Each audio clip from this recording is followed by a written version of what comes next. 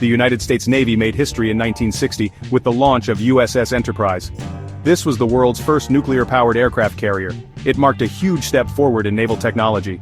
Nuclear power meant carriers could operate for years without refueling, and they could travel at high speeds for long distances.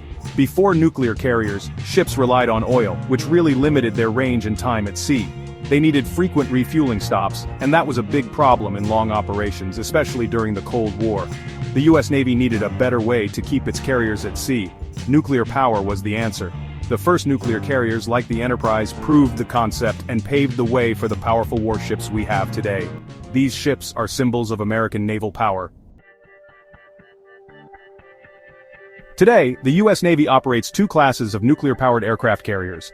The Nimitz class has been the backbone of the fleet for decades, while the newest, the Ford class, represents the future of carrier aviation. Let's look at two examples: USS Nimitz, CVN-68, and USS Gerald R. Ford, CVN-78. USS Nimitz is the lead ship of her class. She was commissioned in 1975, making her one of the oldest active warships in the world. Despite her age, she remains a powerful and capable ship. Nimitz is over 1,000 feet long and displaces over 100,000 tons. Now USS Gerald R. Ford is the first of her class. She was commissioned in 2017. Ford incorporates the latest technologies, including a redesigned flight deck and electromagnetic aircraft launch system. Like the Nimitz class, Ford is powered by 2 nuclear reactors, allowing her to operate for over 20 years without refueling. Nuclear power gives these carriers significant advantages.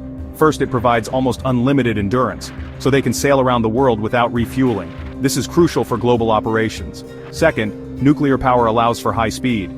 Carriers can reach over 30 knots, or about 35 miles per hour, which means they can quickly respond to crises anywhere in the world.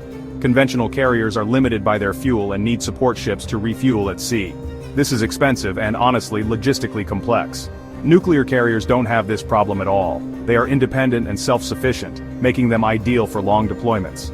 Furthermore, the space freed up by not needing fuel storage can be used for other purposes, like more aircraft fuel, weapons, and supplies. This increases the carrier's operational capability. Nuclear-powered aircraft carriers are incredibly versatile. They play a vital role in both war and peace. In times of conflict, they project American power around the world. Their aircraft can strike enemy targets from afar, and they can also provide air support for troops on the ground. But carriers are equally important in peacetime. They deter aggression just by demonstrating American military might. They participate in international exercises, strengthening alliances, and they also play a vital role in humanitarian aid and disaster relief.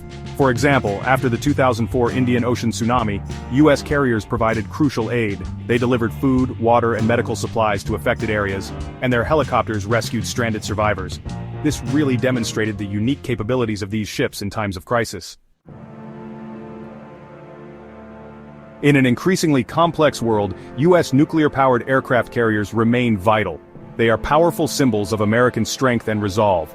These ships allow the United States to protect its interests and support its allies around the globe. And as technology advances, the U.S. Navy continues to innovate. The Ford-class carriers represent the next generation of naval power, ensuring that the United States will maintain its maritime superiority for decades to come. These ships are not just warships. They're floating cities, symbols of American ingenuity and guardians of freedom.